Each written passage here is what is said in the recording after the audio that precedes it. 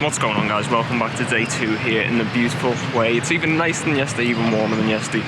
We're going to start the day off right by getting some coffee, and then we're going to go and head to the abandoned water park. So let's go and get the coffee first.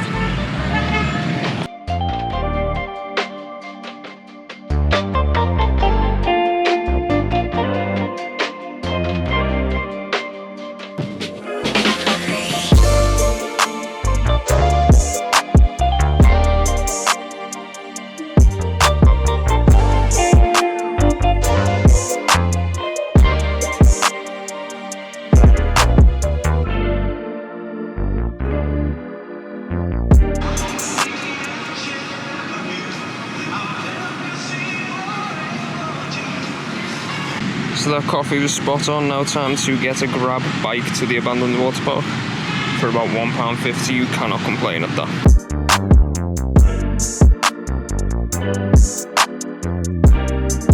So after a quick motorbike ride, which was a bit sketchy at times, but it was okay, we've arrived here at the abandoned water park.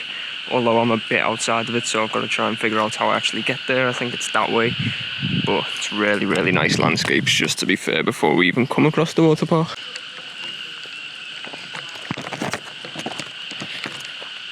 We have found the way in.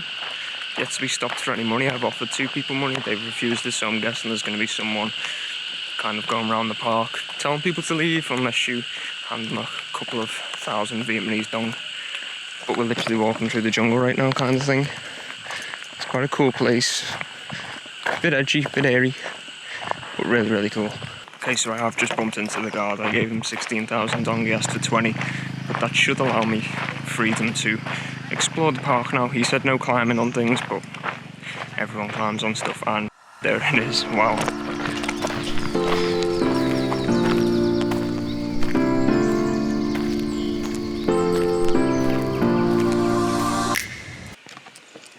So there's a little tiny abandoned car here just in front of the main site, the big dragon thing.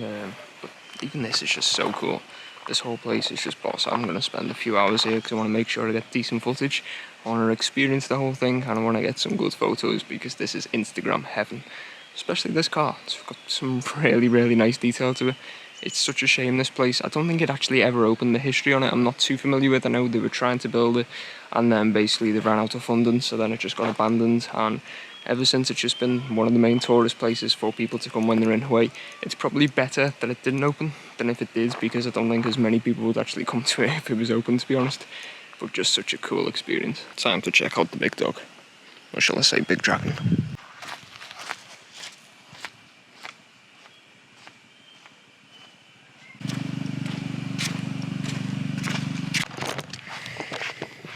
This is so cool. I think it's time we actually go inside and go to the top.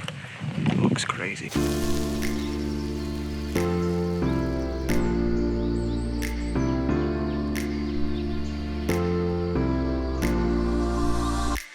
So that was such a cool experience climbing that dragon there. I'm going to come back at the end because I just want to make sure I get enough photos, because it's an experience I'm probably never going to have again, but it's just such an awesome place and the weather is perfect, makes for great photos, and just getting around makes it that much better. This is one of the coolest things I've ever seen. Onto the water slides next. These look boss. Tell you one thing for free, I would not like to end up in that water. Doesn't look the cleanest, to say the least. It's quite sad for all the history that Vietnam has. This has been my favourite thing on the trip so far. But I just like exploring things like this. Abandoned places, that... This is quite touristy now, everyone knows about it pretty much, but still kind of, if no one knew about Hawaii or Vietnam, then they wouldn't have a clue. Whereas other hidden gems, so we should say, everyone's kind of heard of them, even if they've not really looked into it too much. But if you look into coming to Hawaii, then you literally find out about this. But it's just cool to discover something that still, even though a lot of tourists come here, not many people have discovered in terms of the population of the world. I see the slides.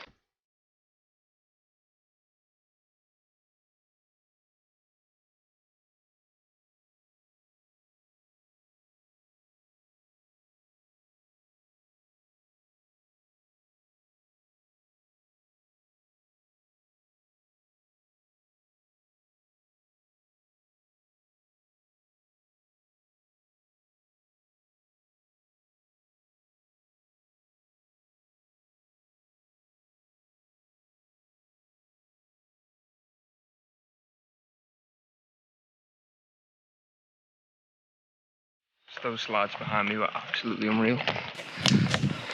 So many photo opportunities there. Apparently there's one more thing to check out. It's not as good as the other two, but we might as well go and take a look. Just walk around the whole park. You could literally spend hours here. It's absolutely incredible. You absolutely definitely do not want to end up in that water. That looks absolutely horrible. Now I have absolutely no idea which way to go. The next attraction's that way. You'd think logically, being a bridge here, you had to go that way. But it just doesn't seem to take you that way.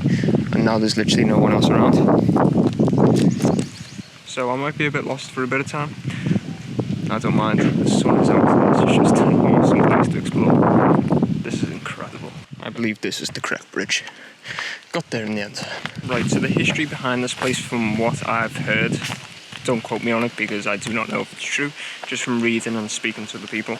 Basically, apparently they put about 3 or 4 million, I believe it will be US dollars, into building this place to increase tourism. And then basically they ran out of money and couldn't finish the project, so it was just completely abandoned. So as far as I'm aware, this place never actually opened at all.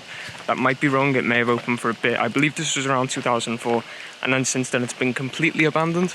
But a fun fact, I was telling people before, there was actually crocodiles here last year, and they actually basically had to get rid of them because tourists were still coming in, and there was crocodiles in the water. But obviously they didn't have anything to live off, so for their sake, they actually got moved, which is probably good for the tourists as well. So one tip I would have for you guys if you do plan on coming here is get here as early as possible, because it's now like midday, 12 o'clock, 1 o'clock, something like that. I got here about 10 o'clock, 11 o'clock, and it was a lot quieter. There's a lot more people coming through the main place that you walk down. You can just see people literally every couple of seconds coming down. So get here as early as you can, or late as you can, but it'll go dark, then you'll get stuck here in the dark, so it's better to come early. And then you get nice views without as many tourists. There's always going to be quite a few, but at least there'll be a few less. So this is the final attraction, but it feels super sketchy because there's cows or bulls or something like that. Don't really know, but there's literally loads of them around here, and I'm the only one around this side. Bit nervous to say the least. That's where we're heading now. Yeah, so there's literally like 4 cows and a dog there. I'm not even trying it. The second I just came over this bridge, they all started staring at me, and the dog started barking. I'm not fancying that. It's probably the lesser of the 3 attractions anyway. It's literally just an amphitheatre, which is right there, and you can kind of get a photo of it, but I mean, if there was more people around here, I'd probably give it a go. Right, so I actually went right round the other side, as I said I was going to do, all to just come back around this way, to be honest, because it seemed less safe that way. So I'm going to go in the way I was going to go before. So if I get bit by a dog or chased by a cow, screw it, I've got to do it for the vlog.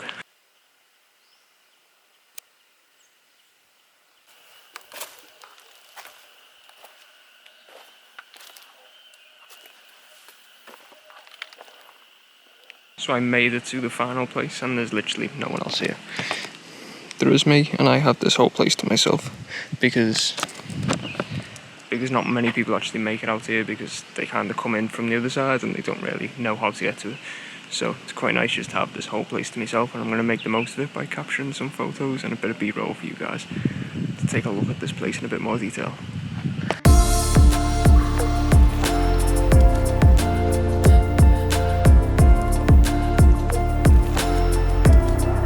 So that was everything here at the Abandoned Waterpark. What a cool experience that was. That was about 3 hours I've spent here just walking around, taking photos, speaking to people about the place, and just taking it all in. It was absolutely incredible. Time to head back to the city though. Hopefully I can get a bike quite easily. Right, so I've just done my good deed for the day, and something to further implement what I said before about making sure to get here early, because as I was leaving, I'm not lost by the way, but as I was leaving I bumped into 2 people from the Netherlands who were trying to get in, and they were saying no one's going in. And I basically just showed them the way around the back, so I've walked all the way back around the park, so that's why I'm lost now. I think I'm on the right path now, but I am officially leaving now. But I'm glad I could help some people out, because the guards were just not budging on it. They were not letting them in at all.